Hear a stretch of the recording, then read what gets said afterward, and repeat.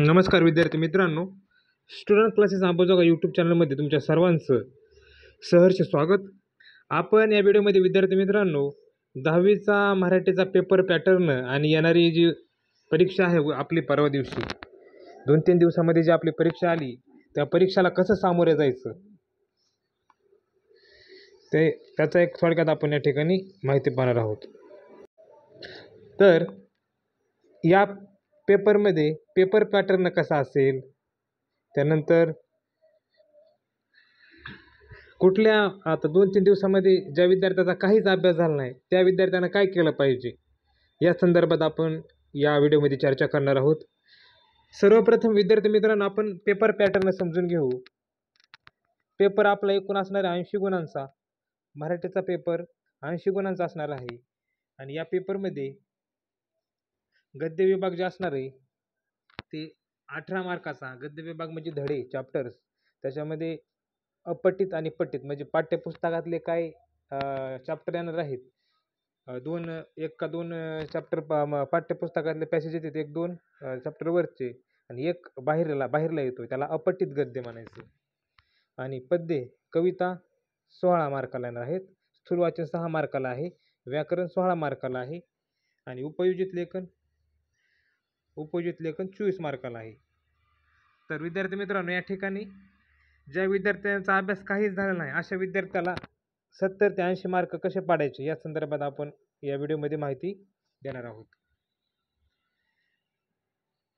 100 पैकी म्हणजे 80 मार्कापैकी 60 मार्क कसे पाडायचे थोडक्यात या संदर्भात आपण या ठिकाणी माहिती पाहायचा प्रयत्न करू. तर विद्यार्थी मित्रांनो तुमचा आता अभ्यास तुम्ही कमीत कमी मराठीचं पुस्तक चॅप्टर्स असतील किंवा कविता असतील ह्या तुम्ही एकदा दोनदा वाचल्या असतील असं गृहीत धरून आपण या व्हिडिओला सुरुवात करू. तर स्थूल वाचन जर तुम्ही वाचलं असेल तर स्थूल वाचन विद्यार्थी मित्रांनो 6 मार्काला आहे. ते स्थूल वाचनवरती आपण एक व्हिडिओ बनवूयात संध्याकाळपर्यंत. व्याकरण 16 मार्काला आहे. व्याकरणाचे तुमच्या हातातले मार्क गेले नाहीत पाहिजे. व्याकरण एक सोप्या पद्धतीने आपण पाहायचा प्रयत्न करू. पण पद्य विभागामध्ये विद्यार्थी मित्रांनो 16 मार्क आहेत. ह्याची आपण लगेच या पाठातच याच लेक्चरमध्ये चर्चा करणार आहोत. 16 मार्क कसे पाडायचे. 16 मार्कापैकी 4 मार्काला विद्यार्थी मित्रांनो रसग्रहण असतंय. रसग्रहण आणि कवितेचा भावार्थ म्हणजे 2-3 वळी दिलेल्या असतात त्याचा अर्थ भावार्थ लिहा म्हणून. तर चला तर विद्यार्थी मित्रांनो आपण सुरू करूयात कविते पाहून. आपण सर्वप्रथम पाहू कविता. तर गद्य पाठामध्ये त्याची जर माहिती घ्यायची म्हणलं आधी कविता पाहू, आधी त्याच्यानंतर गद्य पाहू. तर या कवितेमध्ये तुम्हाला कविता किती आहेत, कविता एक 5-6 कविता असतील. त्याच्यामधलं आश्वासक चित्र ही कविता पाहू आपण. याचं रसग्रहण सर्वप्रथम पाहू. आश्वासक चित्र. वाहतुकीतून प्रवेशताना वास्तवात हातात हात असेल दोघांचाही, ज्यावर सहज विसावेल बाहुली आणि चेंडू जोडीनं. हास्य सौंदर्य आश्वासक चित्र ही कविता आहे. ह्या आश्वासक चित्रामध्ये विद्यार्थी मित्रांनो ही आश्वासक चित्र कविता ह्या कवितेच्या कवयित्री नीरजा ह्या आहेत. यांनी या कवितेमध्ये काय सांगितलं आहे, ह्या 4 ओळी दिलेल्या आहेत. ही कदाचित ओळ येऊ शकते परीक्षेला उद्या. आणि रसग्रहण असते विद्यार्थी मित्रांनो 4 मार्काला असेल. 2 रसग्रहण येतील तुम्हाला, 2 पैकी एका कवितावर लिहावं लागतंय. मग ज्यावेळेस तुम्ही आशय सौंदर्य, काव्य सौंदर्य आणि भाषिक वैशिष्ट्य जर लिहिलं तर तुम्हाला 4 पैकी 4 मार्क पडू शकतात. एकदम सोप्या पद्धतीनं लिहायचं, ताण घ्यायचा नाही, काय नाही. कवितातल्या वरच्या 2-4 ओळी 2-4 मानन वाक्य मार्क पडून जातात. टेन्शन घ्यायची गरज नाही. चला विद्यार्थी मित्रांनो ह्या कवितेचा आपण आशय सौंदर्य पाहूत. कवयित्री नीरजा यांनी आश्वासक चित्र या कवितेमधून स्त्री पुरुष समानतेचे भविष्यकालीन चित्र आश्वासकरित्या कसे साकारले जाईल याची दिशा खेळणारा लहान मुलगा व मुलगी यांच्या प्रतीकातून योग्यपणे दाखवले आहे.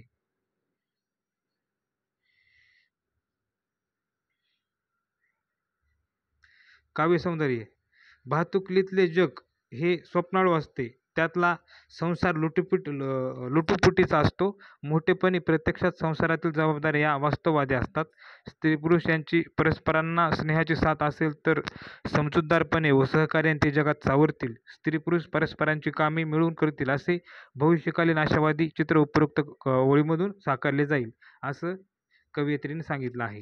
ह्या कवितेचा काव्यसौंदर्य असं लिहायचं विद्यार्थी मित्रांनो. हे मी स्वतः माझ्या हस्ताक्षरामध्ये लिहून तुमच्यासाठी आणलेलं आहे.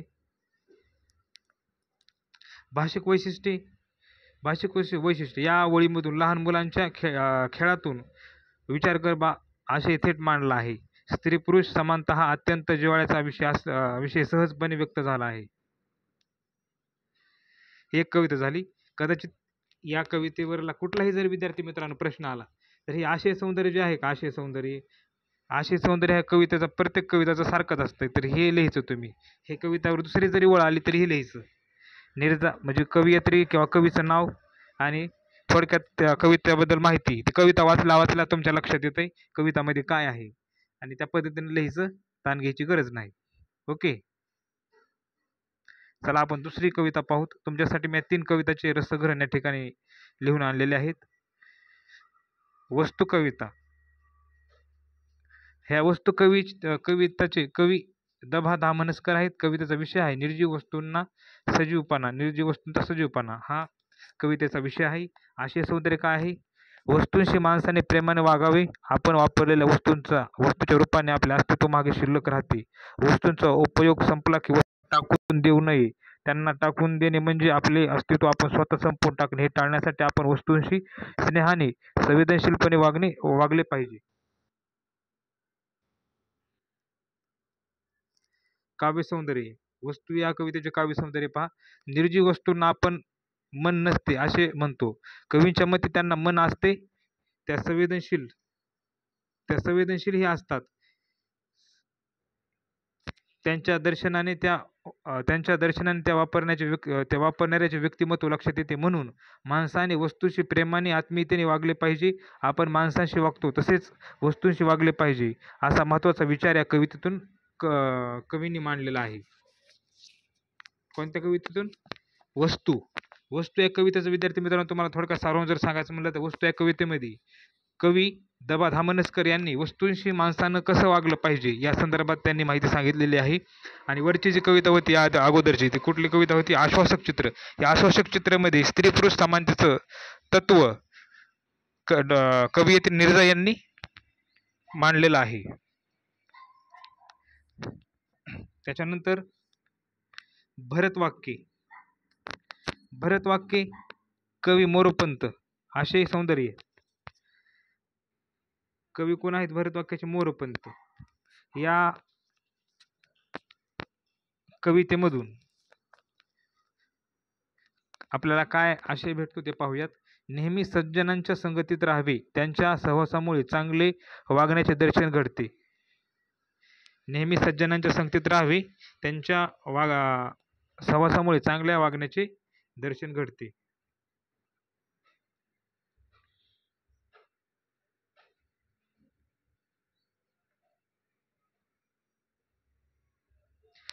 सहवासामुळे चांगल्या वागण्याचे दर्शन सज्जनांच्या घडते.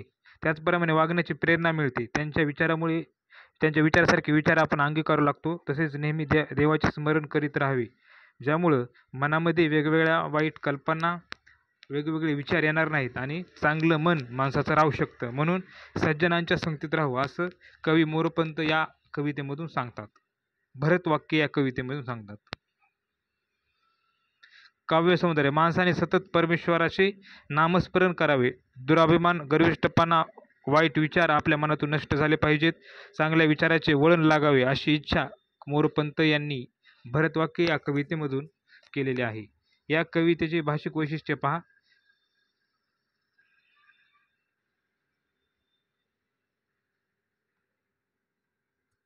ही कविता आर्यावर लिहिलेली आहे. या आर्याची चाल ही जनमानसात खूप लोकप्रिय झालेली आहे. कर्णमधुर चालीमुळे ही कविता गुणगुणित राहावीशी वाटते. त्याचबरोबर घडो, पडो, जडो, मुरडिता, हटाने कवितेत हटाने, ढळो यासारखे अस्सल मराठी शब्द या कवितेत आहेत. त्यामुळे या कवितेचे आशय सामान्य माणसापर्यंत लवकरात लवकर पोहोचतो. कविताचा आशय अशा पद्धतीने विद्यार्थी मित्रांनो आपण माहिती पाहिलेली आहे. तर या 3 कवितांपैकी कदाचित एखादी कविता येऊ शकते असं गेस असेल माझा, आणि कुठलीही जरी आली तरी टेन्शन घ्यायचं नाही. आशय जवळपास सर्व कविताचा सारखाच असतोय. आशय तुम्हाला सर्वप्रथम कवीचे नाव तुम्ही लक्षात घ्यायचे.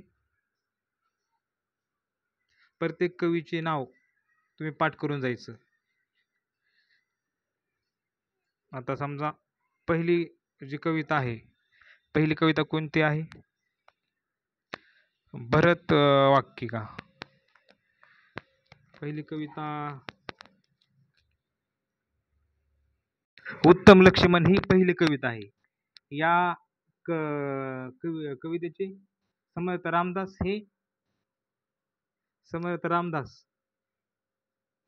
रामदास हे कवी आहेत. त्याचबरोबर आश्वासक चित्राची नीरजा या कवयित्री आहेत आश्वासक चित्राच्या. त्याचबरोबर वस्तूचे दबा धामनसकर आणि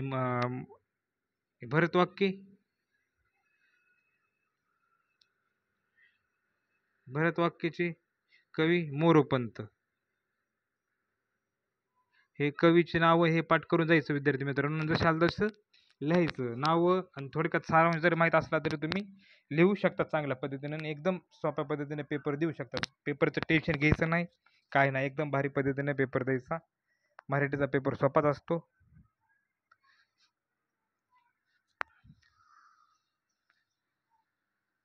त्यानंतर आपण या ठिकाणी व्याकरणावरती व्हिडिओ नंतर आणू. हा व्हिडिओ खूप लांबत चाललेला आहे. व्याकरणाचा व्हिडिओ आपण उद्याच्याला लवकरात लवकर टाकू. एकदम सोप्या पद्धतीने व्याकरण कसं शिकायचं ते त्याच्यामध्ये सांगू. सगळे समास, विभक्ती, शब्दसिद्धी, अलंकार हे सर्व गोष्टी. कारण व्याकरणावरती 16 मार्क आहेत विद्यार्थी मित्रांनो. सगळ्यात महत्त्वाचा आय एम पी पार्ट आहे व्याकरण. म्हणून आपण व्याकरणाचा उद्याच्याला व्हिडिओ टाकूत लवकरात लवकर. सोप्या पद्धतीने एकदम छोटे सोपे उदाहरणं टाकू. कारण जशाल तसे पुस्तकातले उदाहरणं परीक्षेला एक्झामिनर टाकतात. तर स्थूल वाचनाबद्दल थोडक्यात आपण या ठिकाणी माहिती पाहू. स्थूल